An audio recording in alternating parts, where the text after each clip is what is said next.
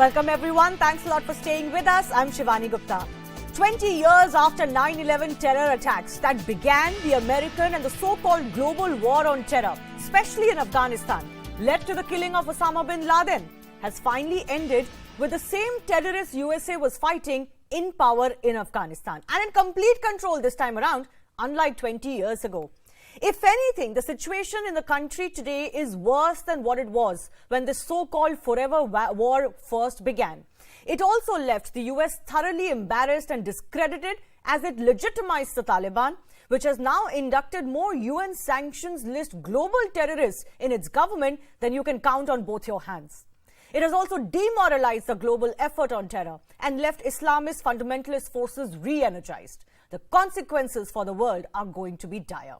First up, here is why the entire Afghan pullout saga has turned out to be a major embarrassment for the USA. As the deadline for the US pullout approached, a US intel report suggested that Ghani administration would fall in 6 months maybe. It fell in 10 days.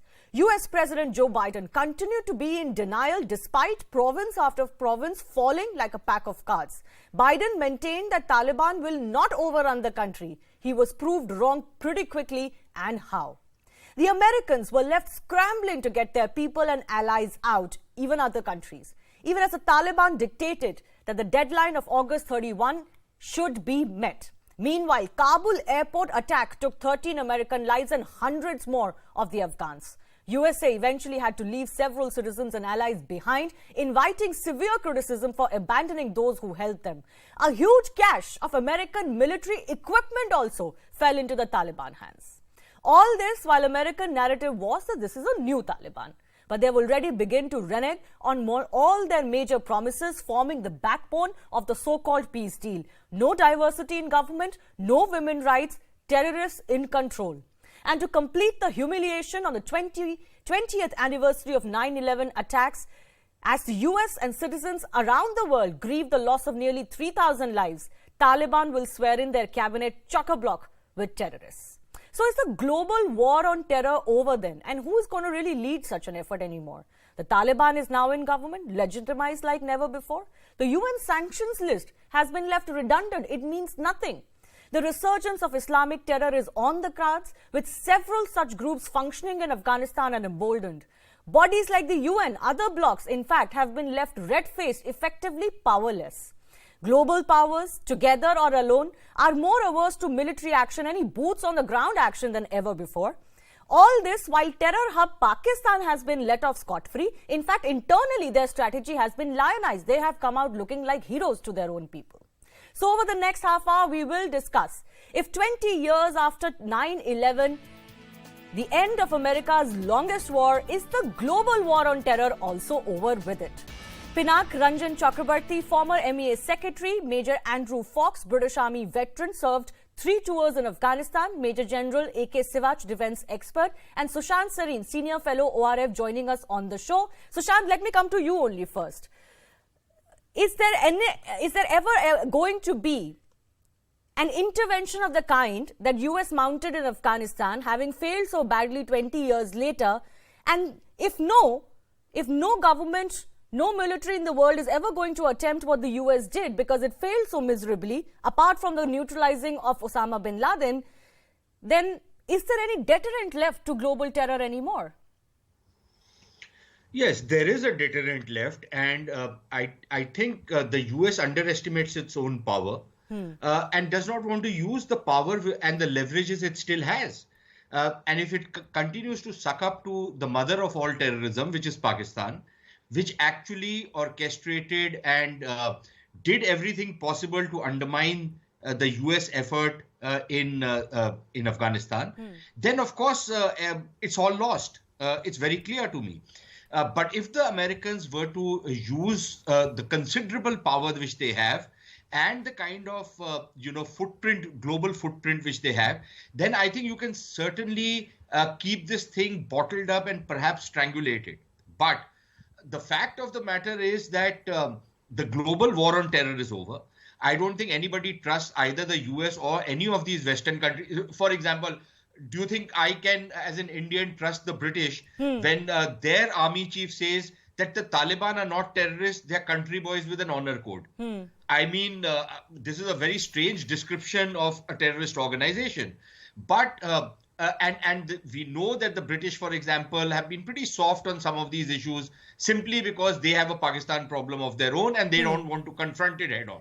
So the terrorism is not over. In fact, terrorism has become far more global today than what it was 20 years back. But I don't think countries are now going to depend upon other countries and cooperate with other countries to the extent they were doing in the past, because clearly it will be every country fighting these guys on their own. So the global war is over, or whatever pretense of the global war is is over, even as everybody was serving their own interests. Right? Very clearly. They were serving their own interests. They were fighting terrorists of one variety, terrorists from whom they felt threatened, but they supported terrorists of another variety, terrorists whom they thought they could support. And I'll give you an example of this. When the Americans say that they are ready to do intelligence cooperation and all the other security cooperation with the Taliban, which has Haqqani network and very close links with Al-Qaeda, it means that Al-Qaeda has been whitewashed. There's a good Al-Qaeda versus a bad ISKP. ISKP is nothing. But, and if you're going to be cooperating with terrorists, then what terrorism are you fighting against? Which terrorism? Exactly. Good terrorism, bad terrorism, that has also been legitimized today.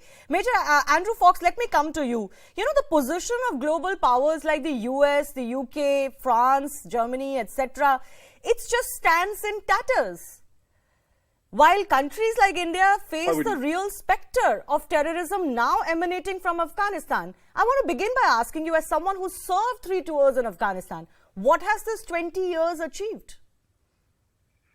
I think very little. I think it's been, I think we have to be very honest and say it's been a disaster from start to finish. I don't think there's really any way to escape from that.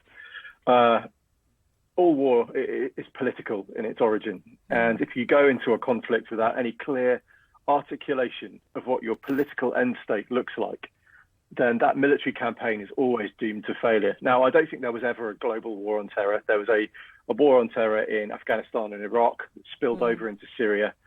You know, so in the sense of it being global, I don't see that was a. But there was some convergence, rather than something. But sure, but there was some convergence that some countries, the leading powers of the world, came together to fight this war. Yes, of course, there was a NATO coalition that started the Afghanistan conflict. It was the only time the NATO Article 5 has ever been invoked, you know, the collective defense article that was designed to counter Soviet threats in the 80s and prior to that. So, you know, there was absolutely a sort of consensus at that level. But by the same token, each country had its own goals and aims within that. So the Americans wanted something out of it, the British wanted something else. And where we are now, nobody's got anything from it. You know, the Americans have, as you say so clearly at the start, the Americans have humbled themselves on a global scale. You know, countries like Britain, they're now facing a decrease in their global power because they wanted to stay, they wanted to do more. America said no, and that was the end of the matter. So that was a humiliation to the UK as well. So, you know, in terms of the way the global picture is now playing out, that does leave India in a slightly sticky situation, although I don't think it's necessarily anything particularly new for India. Because, of course, you faced a terrorist threat for many years before. And whilst that terrorist threat may be emboldened by success in Afghanistan, like I said, I don't think it's anything particularly new for India to face. Right. Let me go across to Pinakji as well. You know, the world looked up to the efforts by these global countries, hoping that, you know, when they say that they're going to stand against terrorism, they're going to keep the world safe, they're going to come true to their words. None of this has happened. They've left other countries completely in the lurch, and people in Afghanistan today in the lurch. So nobody is ever going to attempt this today. It has failed so stupendously that this whole strategy is just never going to be attempted again. I mean, I don't think any country is going to invade any country again, first of all. Well, I think I agree with the previous speakers that there was never any global war on terror. This was just a slogan that the Americans used to draw everybody in and to project to the world that they were doing a job for the world. I mean, they being the global policemen. They were doing it for their own purposes, and the others joined in as the previous speaker said, for their own purposes. The war on terror will go on, but it will be conducted differently. It will be now fractured in many ways. And regional countries and others who face India, for example, which has faced terror coming from Pakistan mainly, will have to continue fighting. And we know how to do that, and we will. The question is now that that Pakistan, will it get away with this, this, I should say, audacious plan that they have managed to execute, for the Taliban to take over. Now, if the Americans wanted to get out, I know 20 years is too long, and I understand they're sort of fatigued with the war and all that, politically and otherwise. If they had to get out, they could have gone out much earlier, and not sort of tried to build. Well, they've tried to build a nation which failed in 10 days. Nothing happened. The Americans going away was such a crushing moral blow to everybody in the new sort of setup, the new generation, that you are seeing the fallout today. And hence it collapsed because everybody said, what can we fight for now? And because that collapse has been so spectacular, because that Pakistan, ISI have been subverting the commanders of the Afghan forces for a very long time. Right. It was a well laid out plan. But because that collapse has been so spectacular, Major General Sivaj, that's why nothing of this stature or this, scale is ever going to be attempted again. Not that I'm supporting that America should go and invade any country in the hope of nation building. That farce has also been settled finally. They've also changed their motives from time to time in this long 20-year war. But the real threat of global threat of terror remains. And if countries together couldn't fight it and fail so miserably, what are the efforts individually of each country going to achieve? So that's why I asked the question again. Where is that global effort against terrorism? Absolutely. See, global effort against terrorism has completely failed as far as Afghanistan is concerned. The point is the way America has withdrew from Afghanistan and the NATO forces. They have created uncertainty and a vacuum. There is no denying the fact that the Americans were to leave, Afghanistan. They could have left earlier also. But there is a methodology of withdrawal. The planning and the execution of withdrawal was done in a most unprofessional manner. Right. The result was that you have created a situation wherein your army of 3 to 4 lakh, which was well trained and quite motivated, which were doing heavy lifting in last 2-3 years, they were fighting against the Taliban, collapsed within 11 days. The result is, the factors are 2-3. One is that after they have vacated Bagram, their contractor system and supply chain completely collapsed, and their supply chain was not available for Afghan forces. And the second thing is that the air support which the Afghan forces were dependent of the Americans, that also was almost 10 to 15% left when Bagram was wind up. Right. I don't understand, being a such superpower, how the Americans have planned their withdrawal from Afghanistan. And the result is they have created more chaos and confusion than the time when they came in Afghanistan. Today, Exactly. Weapons of 60 to 80 billion dollar are available with Taliban. They will now fall into the hands of Pakistan. It will increase their conventional power. It will now fall into the hands of also Chinese, which will do a reverse engineering. And you have made the whole area volatile. Absolutely. Now you find 8 to 10 thousand terrorists, Lashkar-e-Toba, Jaise Mohammed, which were fighting along with the Taliban in Afghanistan, will now come toward Indian Jammu and Kashmir. Now, what has happened in 89-90, a replica will be done because that time Mujahideen, along with the Stinger rifle, came to J&K, and the militancy and terrorism started then. And now what is happening, their M4 and M16 weapons are with the Taliban and Lashkar-e-Toba. Now they will try to infiltrate in Indian Jammu and Kashmir. So a situation has deteriorated. And another thing is Islamic State Khorasan, which had become emboldened. Now the Kerala, where we have a problem, you'll find a sleeper cell will be activated. So exactly. So because we know what has happened, sir. But my point is, now with the global powers left so deflated, the credibility of the UN, the UNSC, in tatters, Nobody really with a clear plan. Nobody knows what's going to happen. What can be done? Let me focus on that towards the end of this discussion. So, Sushant, Sareen, nobody wants to get into this anymore. Whether you call it nation building or fighting on terror, everybody wants to, keep themselves safe. So, what is it that can be done when it comes to global terror? Because that is not going anywhere. Shivani, the simple way of responding to your question is that you will have to do whatever it takes. If that means going back into Afghanistan, you will have to do it. Who will People do that? very often forget. I'll tell you, people very often forget that in 1842, after the debacle that the Brits faced in Afghanistan, within a couple of months, they went back in and they literally cleaned up the whole place. Literally cleaned up the whole place, right? So it's not that people have not gone back out there, but then the second time when they went in, they didn't stay out there, they came out. But they set up a system which survived for almost 150 years. Very often people forget that as a part of the debate. That is one. But I think, there will be alliances between individual countries or regions will cooperate. So, for example, I would wish that India would step up its, regional diplomacy with countries like Bangladesh, countries like Nepal, countries like Sri Lanka, which can become conduits for Pakistanis to send in terrorists into India. Number one. Number two, where I disagree with General Sivach is that, listen, don't try and fight terrorism the way you fought it yesterday. Try and anticipate how terrorism is going to hit you tomorrow and, the day after. To keep talking about these small weapons coming in, I think that's the old stuff. That will come in, but that is not a problem. If we are going to continue to, beefing up the defenses which we already have, we've lost the plot. What we need to prepare for is the new kind of attacks which will happen. And I think that is where we might be faltering, because we are trying to constantly fight yesterday's wars and then, defend ourselves better against what happened yesterday.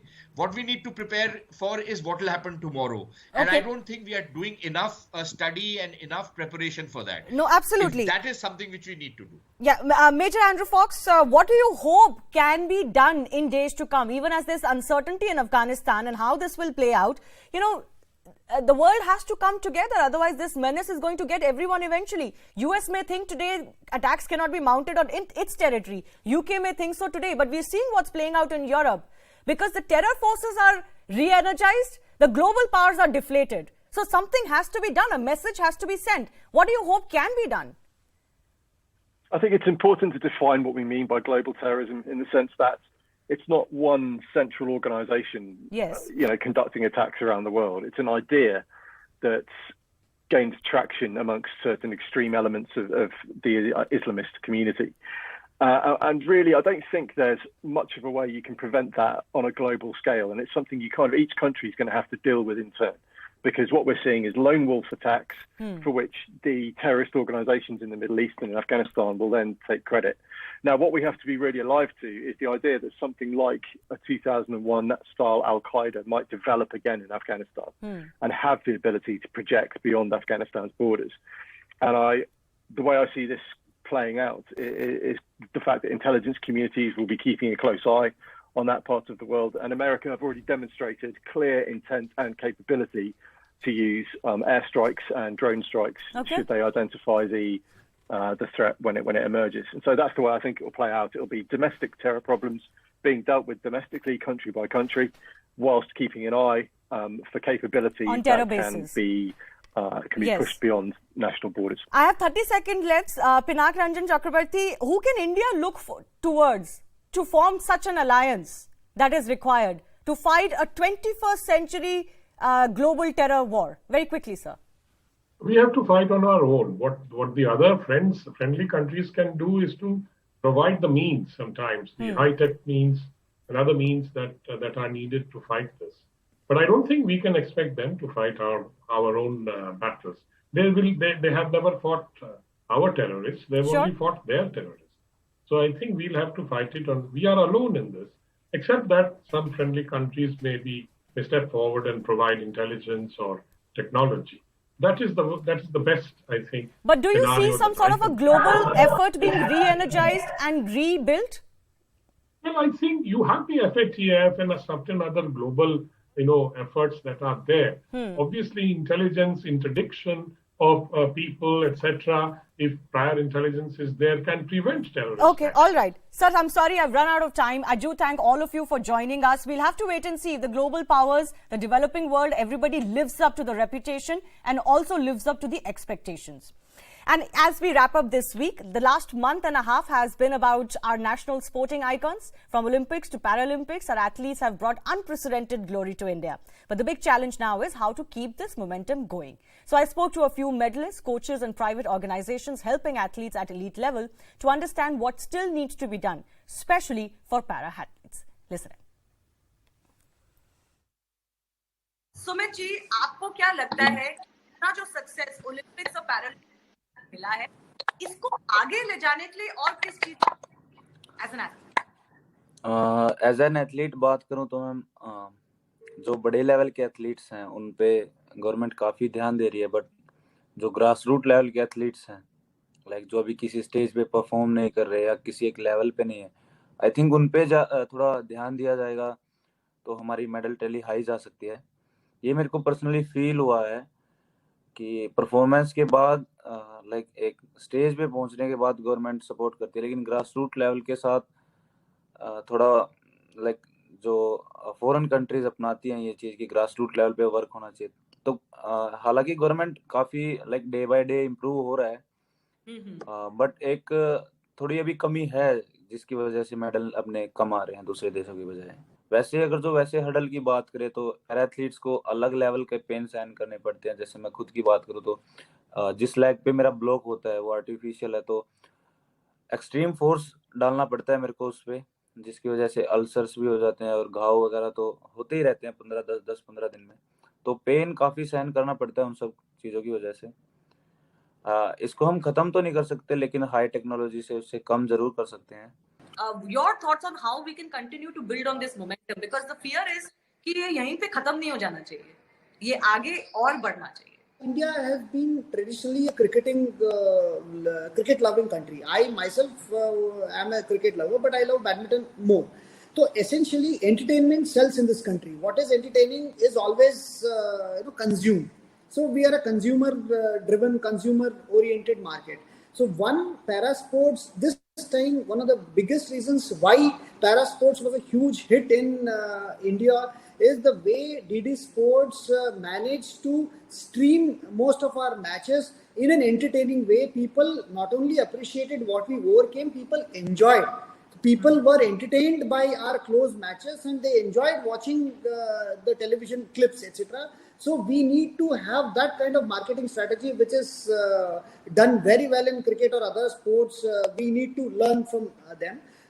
We need to have systems in place for national, state and district level sporting association to actually give opportunity to youngsters. There has to be a central database in the government. Yesterday also I had a talk with Kiran Rijiju sir and sports minister sir. I have suggested sir ki if you can make a publicity to invite the interest of the para athletes. There might be some other players with different ability might have born up somewhere who are of youngsters age.